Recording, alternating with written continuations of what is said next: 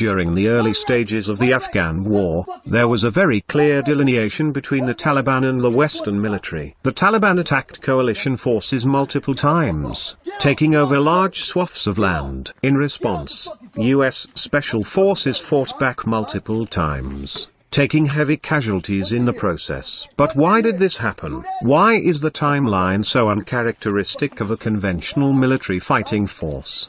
One reason is that when fighting the Taliban, the United States and coalition forces were always outnumbered in both numbers, numerically and in terms of equipment and expertise. So why did they fight so hard? Why do we keep repeating the same mistakes in Afghanistan? Some say it was because they wanted to show the world that the United States could not be defeated by an enemy with superior numbers. Others say it was because they needed to regain the trust of the local population and convince them that the US was the friendliest power ever. Still others say it was simply a case of how to win at any cost. Still yet, others have blamed the media and government as pawns to play games. Whatever the case may be, this begs the question, where did our timeline go wrong?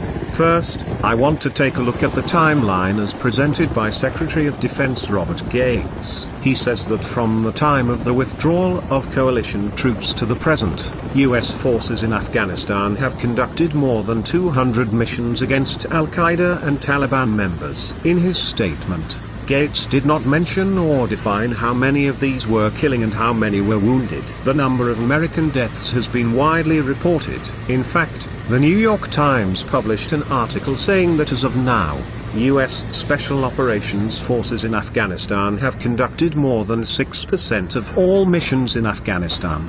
How can you claim victory if you have killed more than 6 of their most valuable fighters, and yet the enemy still holds much of the territory? It doesn't make sense at all, doesn't it? I've always maintained that casualties are a legitimate loss of territory. If the enemy cannot win the territory they want, they will simply retreat and re-evaluate. They won't fight to the death. Secondly, we also know that Al-Qaeda and Taliban are not unified. Consider that, as you'll hear in the media. We know Al-Qaeda in Afghanistan does not have unity. One group, the Pakistani Taliban, has even said they are ready to cooperate with Al-Qaeda in fighting a military campaign against the United States. This is quite alarming, isn't it? This means there are various groups out there with different agendas that want to hurt the United States and strengthen Al-Qaeda. This brings me to the third point. Did the United States and their military lose credibility when they handed the Afghanistan war over to the Afghan government? Why are they doing so? The media portrays the military as weak and ineffective, and yet they are winning the majority of the battles. Additionally, many people don't believe that the United States has a clear timeline to win the war in Iraq.